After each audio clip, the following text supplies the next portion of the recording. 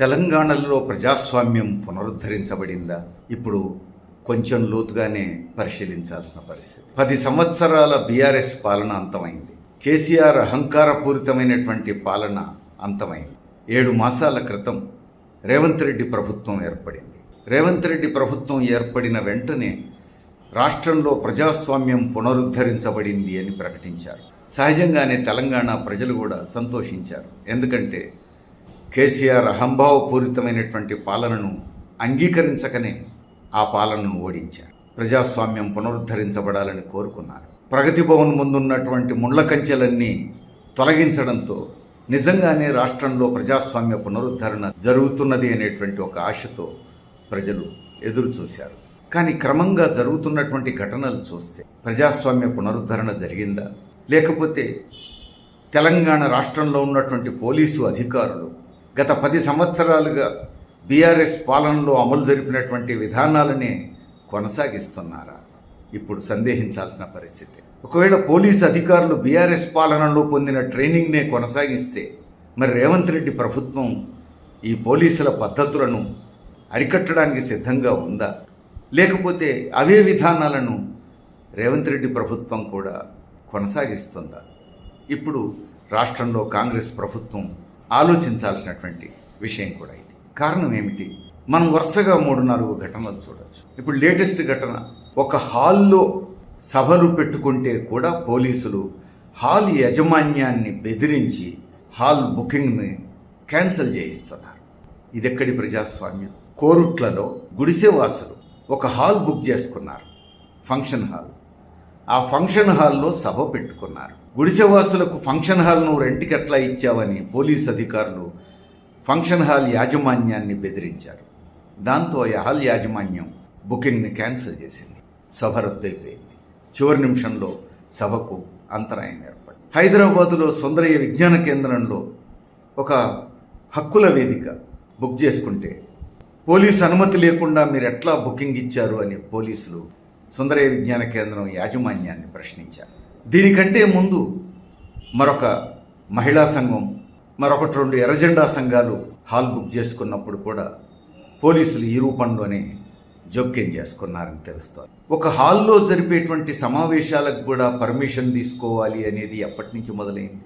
Public ప్లేసుల్లో పెట్టేటువంటి సభలకు పర్మిషన్ తీసుకుంటాం, కానీ హాల్స్లో పెట్టుకునేటువంటి సభలకు పర్మిషన్ తీసుకునే పద్ధతి లేదు. స్వతంత్ర భారతదేశంలో దేశానికి స్వాతంత్ర్యం వచ్చినప్పటి నుంచి ఇప్పటి వరకు కూడా అలాంటి సంప్రదాయం లేదు.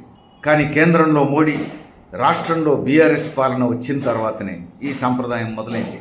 పోలీసులు ఈ అదనపు ఆంక్షలు ప్రారంభించారు. మనం చూసాం, ఢిల్లీలో G20 సదస్సు సందర్భంగా హరికిషన్ సింగ్ సుర్జీత్ భవన్లో ప్రముఖ మేధావులంతా 3 రోజుల సింపోజియం నిర్వహిస్తున్నటువంటి సమయంలో పోలీసులు హాల్లోకి దాడి చేసి సభను అడ్డుకున్నటువంటి పరిస్థితి మనం చూసాం. ఇది దేశ చరిత్రలో ఢిల్లీ కేంద్రంలో ఇంతవరకు ఎప్పుడు మనం కని విని ఎరగద్ది. ఒక హాల్లో మేధావులు పెట్టుకున్నటువంటి ఒక సెమినార్ని, ఒక సింపోజియం లేదా ఒక సదస్సు, ఏ పేరైనా పెట్టండి, దేశ ఆర్థిక విధానాల మీద జరుగుతున్నటువంటి ఒక మేధోమదనం పోలీసులు అనుమతి తీసుకోలేదనే పేరుతో దాడి చేశారు. ఇప్పుడు తెలంగాణలో బీఆర్ఎస్ పాలనలో ఇది మొదలైంది పద్ధతి. బీఆర్ఎస్ పాలన అంతమైన తర్వాత రేవంత్ రెడ్డి పాలనలో కూడా కోరుట్లలో అదే ఘటన, హైదరాబాదులో అదే ఘటన. మరి ప్రజాస్వామ్యం పునరుద్ధరించబడిందా? ఇప్పుడు ఈ నేపథ్యంలోనే రేవంత్ రెడ్డి ప్రభుత్వం ఏర్పడ్డ మరుక్షణం మహబూబాబాద్లో గుడిసెవాసుల మీద జరిగిన దాడులు, కేసులు, హనుమకొండలో, జగిత్యాలలో, కోరుట్లలో, జనగామలో, ఇట్లా 5-6 జిల్లాల్లో జరిగినటువంటి దాడులు, కేసులు కూడా చూసాం మనం. జగిత్యాల, కోరుట్లలోనైతే 35 రోజుల పాటు ఆడ మగ తేడా లేకుండా కరీంనగర్ జైల్లో బంధించారు. ఇవన్నీ ఒకదానికి ఒకటి కలిపి చూస్తే మరి రాష్ట్రం ఎట్టుపోతా ఉంది. రాష్ట్రంలో పోలీసు అధికారులు బీఆర్ఎస్ పాలనలో వ్యవహరించిన పద్ధతుల్లోనే ఇప్పుడు కూడా వ్యవహరిస్తున్నారు. ఈ విషయాన్ని రేవంత్ రెడ్డి ప్రభుత్వం గమనిస్తోందా లేదా?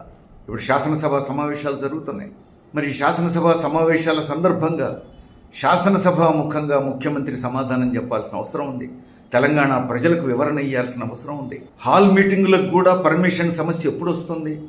నిషేధిత సంస్థలు ఏదైనా మీటింగ్ పెడితే ఆ ప్రశ్న వస్తుంది. ప్రభుత్వం నిషేధించినటువంటి సంస్థలు ఎక్కడైనా సభలు పెట్టుకుంటే ఆ సభలకు ఏదైనా హాల్ యాజమాన్యం అనుమతినిస్తే అక్కడ నిషేధిత సంస్థకు నువ్వు అనుమతి ఎట్లా ఇచ్చావు, హాల్ బుకింగ్ ఎట్లా ఇచ్చావు అని చెప్పేసి ప్రశ్నించడానికి అవకాశం ఉంటుంది. మరి ఇప్పుడు కోర్టులలో జరిగినటువంటి సభ నిర్వహించిన సంస్థలు కానీ, హైదరాబాదులో సుందరయ్య విజ్ఞాన కేంద్రంలో సభలు నిర్వహించే ప్రయత్నం చేసిన సంస్థలు కానీ, ఇవేవి నిషేధిత సంస్థలు కాదు, బహిరంగంగా చట్టబద్ధంగా పనిచేస్తున్నటువంటి సంస్థలు. వీటి మీద పోలీసుల జోక్యం ఏమిటి?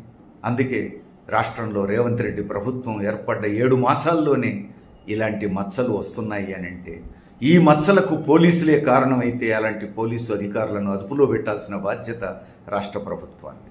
లేదు, ఈ మచ్చలకు రాష్ట్ర ప్రభుత్వమే కారణమైతే, రాష్ట్ర ప్రభుత్వ విధానాలే ఇవి అయితే అప్పుడు ప్రజలు ఆలోచించుకోవాల్సి వస్తుంది. బీజేపీకి, బీఆర్ఎస్కు, కాంగ్రెస్కు తేడా లేదా? ప్రజాస్వామ్యం నిజంగా పునరుద్ధరించబడిందా? ప్రజాస్వామ్యం అంటే ఏమిటి? ఈ విషయాలన్నీ తెలంగాణ ప్రజలు లోతుగానే ఆలోచించాల్సి వస్తుంది. అందుకని ఇంకా ఏమాత్రం ఆలస్యం జరిగినా ప్రజలు ఒక నిర్ణయానికి వచ్చేటువంటి పరిస్థితి వస్తుంది. ఇంకేమాత్రం ఆలస్యం లేకుండా రాష్ట్ర ప్రభుత్వం పోలీసుల వైఖరిని సరిదిద్దాల్సిన బాధ్యత ఉంది. చూద్దాం ఏం జరుగుతుంది.